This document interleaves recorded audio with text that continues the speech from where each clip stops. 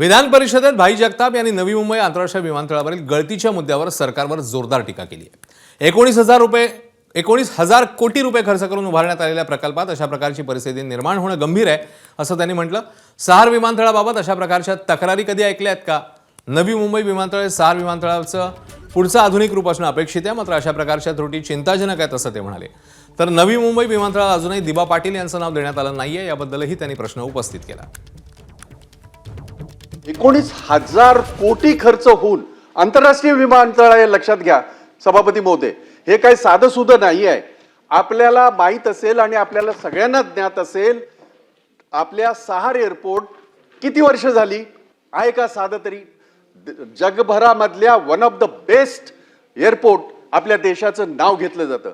नवी मुंबईचं एअरपोर्ट आंतरराष्ट्रीय त्याच्या पुढचं असलं पाहिजे, पुढची दोन पावलं तर सोडूनच द्या। तिथे आज परिस्थिती अशी आहे की बदा बदा बदा सगळं पाऊस पडतंय, पाणी पडतंय, त्याचं 19,000 कोटी खर्च करून ही परिस्थिती आहे। अदानी भाऊ सगळीकडे असं आपल्या सगळ्यांना होणार आहे, लक्षात ठेवा।